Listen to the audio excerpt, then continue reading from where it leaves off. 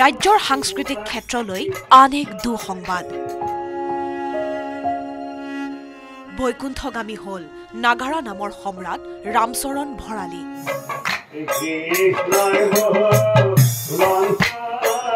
নাগাৰা নাম পৰিবেশন কৰা এই ৰূপত শিল্পীগৰাকীক আৰু দেখা নাপাব মাজনিশা 12:20 নলবাৰীৰ নিজা বাসগৃহত শেষ নিশ্বাস ত্যাগ শিল্পীগৰাকীৰ আকস্মিক বিয়োগত কান্দোনত ভাগি পৰিছে আত্মীয় শোকাহত মৰ্মাহত ওচৰ চুবুৰীয়া শুভাকাংক্ষী খবৰ পোৱা মাত্ৰকে নলবাৰীৰ ঘৰখনলৈ লৰি আহিল গুণমুগ্ধসকল অন্তত আৰু কিছুদিন থাকিলে আমি কিছু পালোঁ হয় যি নহওক ভগৱন্তৰ ইচ্ছা আৰু ইয়াৰ পৰা আহিব লাগিব যাব লাগিব তেওঁৰ বিদেহী আত্মাই শান্তি পাক আমি তাৰে কামনা কৰিছোঁ যিটো আমাৰ লোকচান হ'ল নাগাৰা নামৰ সেইটো আমি পূৰাব আমি তৎক্ষণাত নোৱাৰিম সেয়ে তেওঁলৈ সকলো পাঠকে তেওঁক শ্ৰদ্ধা নিবেদন কৰিবলৈ আজি আহিছে শনিবাৰে ৰাজ্যিক মৰ্যাদাৰে শেষকৃত্য সম্পন্ন হ'ব ৰামচৰণ ভৰালীৰ সদৌ অসম নাগাৰা নাম সংঘৰ সম্পাদক নিপন দত্তই সদৰি কৰিছে এই কথা ইতিমধ্যে ঘোষণা হৈছে তেখেতক শেষকৃত্য ৰাজ্যিক মৰ্যাদা প্ৰদান কৰা হ'ব বুলি আমাক জনাইছে চৰকাৰে আমাৰ নলবাৰীৰ ADC বাইদেউ আহি আছে তেখেতক শেষকৃত্য ৰাজ্যিক মৰ্যাদা প্ৰদান কৰিম বুলি অলৰেডি চৰকাৰৰ ফালৰ পৰা জনাইছে আমি ধন্যবাদ জনাইছোঁ নাগাৰা নামক বিশেষ মাত্ৰা প্ৰদান কৰিছিল ৰামচৰণ ভৰালীয়ে নাগাৰা নামক অনন্য মাত্ৰা প্ৰদান কৰি জনপ্ৰিয় কৰা ৰামচৰণ ভৰালীক নাগাৰা নামৰ সম্ৰাট আখ্যা দিছিল ৰাইজে নামনি অসমৰ বিভিন্ন প্ৰান্তত নাগাৰা নামক সাৱলীল আৰু সুন্দৰ ৰূপত প্ৰচাৰ আৰু প্ৰসাৰৰ হকে কাম কৰি গৈছিল নিস্বাৰ্থভাৱে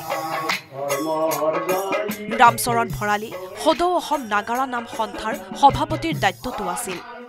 অসম আন্দোলনত নাম গোৱাৰ বাবে জেললৈ যাব লগা হৈছিল তেওঁ আৰু তেতিয়াৰে পৰা তেওঁ দাড়ি নকটাৰ সংকল্প লৈছিল অসম আন্দোলনৰ নামটো গালে অসমৰ নামটো গোৱাৰ পিছত তেওঁক মানে আমাৰ পুলিচে এৰেষ্ট কৰি তেওঁ জেলত থলে তেওঁ জেলৰ পৰা যেতিয়া ওলাই আহিল তেতিয়া তাৰমানে তেওঁ ক'লে যে যিহেতু মই জেল খাব লগা হ'ল নাম গাই মই আৰু জীৱনতে দাড়ি নাকাটো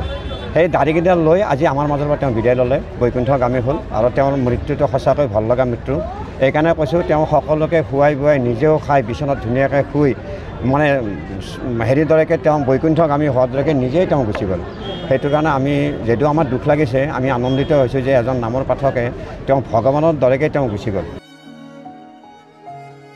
1945 চনৰ 18 জানুৱাৰীত নলবাৰী জিলাৰ কুমাৰীকাটা অঞ্চলৰ দেহাৰ কালাকুচি গাঁৱত জন্মগ্ৰহণ কৰিছিল ৰামচৰণ ভৰালীয়ে তেওঁ 1967 চনত নাগাৰা নামৰ দল গঠন কৰি অসমৰ বিভিন্ন প্ৰান্তত নাগাৰা নাম পৰিবেশন কৰিছিল নাগাৰা নামৰ পূৰ্বে 11 বছৰ যাত্ৰা পাৰ্টিত আছিল ৰামচৰণ ভৰালী তেওঁ সুন্দৰ অভিনয় কৰিছিল নাগাৰা নামৰ পূৰ্বে তেওঁ বহুকেইখন নাটক থিয়েটাৰ পাৰ্টিটো অভিনয় কৰি সমাদৰ লাভ কৰিছিল বলুৱা প্ৰগতি সংঘ দৰঙৰ নালখামাৰা থিয়েটাৰ পাৰ্টি ককৈয়া অসমী নাট্য দল কুমাৰীকাটাৰ বিনাপানী অপেৰা সামতাৰ ৰাজলক্ষ্মী থিয়েটাৰ ৰামপুৰ নাট্য সংঘ আদিৰ হৈ অভিনয় কৰিছিল প্ৰয়াত ৰামচৰণ ভৰালীয়ে ভৰালীদেৱে পৰিবেশন কৰা শতাধিক নাগাৰা নামৰ অডিঅ' কেছেটো মুকলি কৰিছিল দুখনকৈ চুটি ছবিটো অভিনয় কৰিছিল বিভিন্ন সামাজিক কামত জড়িত থকা ৰামচৰণ ভৰালীক অসম নাট্য সন্মিলনে নাগাৰা সূৰ্য উপাধি দিছিল 2008 চনত পূৰ্বাঞ্চলীয় লোক পৰিষদৰ কেন্দ্ৰীয় সমিতিয়ে নিবাৰণ বৰা বঁটাৰে সন্মানিত কৰে বহুকেইটা সন্মানেৰে সন্মানিত বিশিষ্ট শিল্পী তথা নাগাৰা নামৰ সম্ৰাট ৰামচৰণ ভৰালীৰ মৃত্যুত ৰাজ্যৰ সাংস্কৃতিক জগতত শোকৰ ছাপ পৰিছে নলবাৰীৰ পৰা Kailash Deka report news 18 Assam north east